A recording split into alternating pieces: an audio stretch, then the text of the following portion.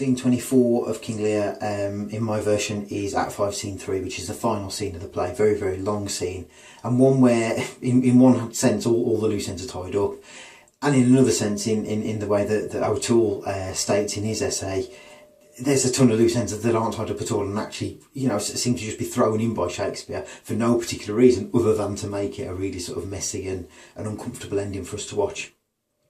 The very first line is Edmund basically saying some officers take them away. We find out that Cordelia and the French forces have lost the battle, and that happens completely off stage, which I think is interesting because Shakespeare, completely makes this play not really about that at all. Big important battle is just completely ignored. We go from they're about to fight to, oh no, it's over. And I think that's Shakespeare's point, that basically this play isn't about that at all. It's about one man unravelling and his world sort of unravelling rather than these big political issues. It's not one country versus another. It's a way of life, I guess, that's dying out in the face of a newer way of life. Nevertheless, we get some sort of sense of resolution in Lear's speech. It starts at about line 8. This is kind of what O'Toole talks about. This seems like a perfect resolution to the play. Lear talks, he says, "Come, let us away to prison, we two alone will sing like birds in the cage. When thou dost ask me blessing, I'll kneel down and ask of thee forgiveness." Basically, Lear's saying, it doesn't matter, you can entrap us, I've learned from my mistakes, I'll be with Cordelia. And we get, him kneeling down. It's a religious gesture, but it's also a gesture of submissiveness. So we see Lear leaving that overly patriarchal, power-obsessed character that he was before. We get him linked to nature, saying that they'll be like birds in the cage. And he then gets even more explicitly Christian. He talks about we'll pray and sing and tell our tales and laugh. He talks about we take upon the mystery of things as if we were God's spies. On the face of it, Shakespeare there is saying, look, this is a man who basically has now learnt religion.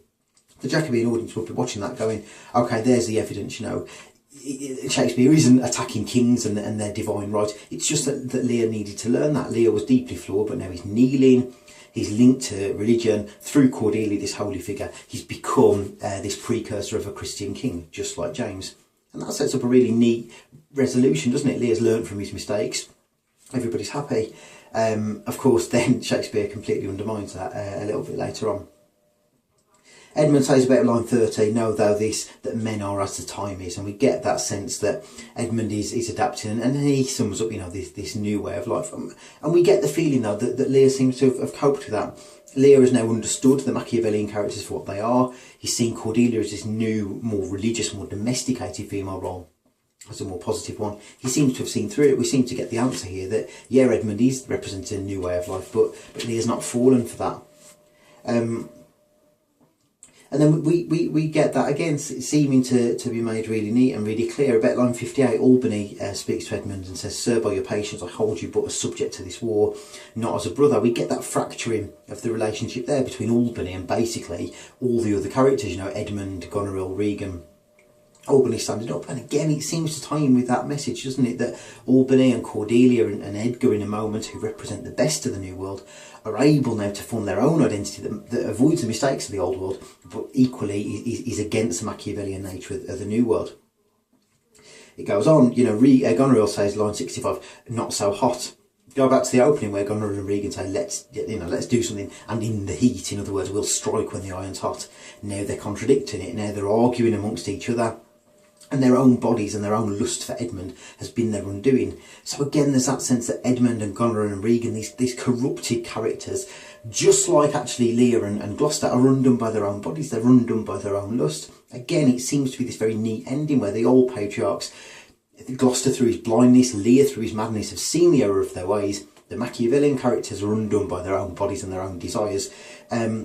And that leaves the way for people like Albany and people like Edgar to come in to actually form a new order.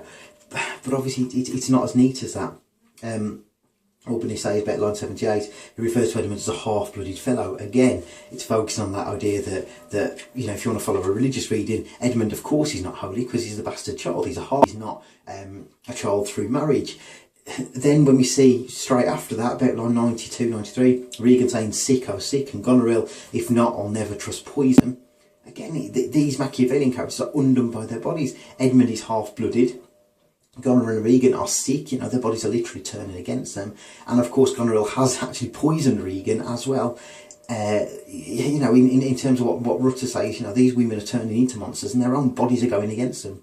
Goneril shortly actually kills herself as well. It's that sense that these Machiavellian characters are just turning in on themselves. They're destroying themselves in the way that the old world destroyed itself. It's setting us up for a really neat, you know, resolution to come at the end of the play. I guess maybe this starts to change around about line 160. Edgar is challenged. Edgar challenges Edmund. Edmund doesn't know it's his brother yet. He says about line 160, but what art thou that has this fortune on me? If thou beest noble, I do forgive thee. Edmund basically says, you know, reveal yourself. If you're a noble fellow, I'll listen to what you've got to say. That's totally against what Edmund said before when he mocks religion, he mocks legitimacy, you know, he mocks legitimate Edgar. He actually takes the mickey out of him. Whereas here he's going, oh, okay, if you're of noble blood, I'll listen to what you've got to say. So again, it seems like this neat resolution where Edgar's allowed to come in and forge his own identity. But that's totally not in keeping with what Edmund's done so far. Shakespeare's perhaps starting to hint here that the ending isn't quite as neat as this, that this Christian reading doesn't quite work as well as it wants, that the Jacobean audience can't watch this and go, okay, yep, there's the message. King James is the ideal king because he has got God on his side and he's not going to make those sorts of mistakes. Shakespeare's making us doubt this now. He's giving us a resolution, but we're going, hold on a minute, that doesn't seem to fit in. Of course, O'Toole talks about this and the way that straight after this, Shakespeare just completely pulled the rug from under our feet by revealing that actually Cordelia, the most holy, the most Christian character, gets killed. Edgar says in his line, bet line 162, let's exchange charity. I'm no less in blood than thou art, Edmund. If more, the more ignobly thou hast wronged me. And he takes off his helmet. So suddenly now Edgar is sort of reborn. He has resurrected himself. He's risen up. He's no longer poor Tom. He's got this identity of Edgar, and he's allowed now to sort of take on this new order. But like I say, because of Edmund's line, we're questioning perhaps how realistic this ending is. Edgar says to Edmund about line 168, the dark and vicious place where thee he got cost him his eye. He's talking about Gloucester there. Basically, you know, the darkness of your birth, the fact that that Gloucester had sex with a prostitute or with a woman who wasn't his wife. That was a darkness, and now he is in darkness because of what he's done. Seems like a very, very harsh but very, very Christian reading. You know, Gloucester's been punished for what he did. And then Edmund says, line 170, the wheel is come full circled. So again, the Jacobean audience watching it, they know about the Wheel of Fortune that Shakespeare seems to learn. And it's explicitly referred to there. Edmund, yes, he's had his fortune go his way, but now his fortune's going against him. Now everything's being tied up. But like I say, we're getting the feeling that something's not quite right. Edmund seems to have accepted this far too well.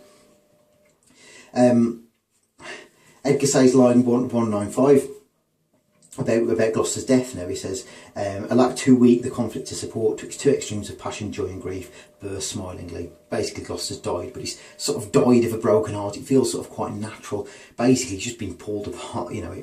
You get the divide between Edmund and Edgar, that I guess that broken heart is a bit of a metaphor for. He's been pulled apart. But he's died in you know, basically in a fairly natural way. He's accepted that the new world's kind of too much for him, you know, he's gone.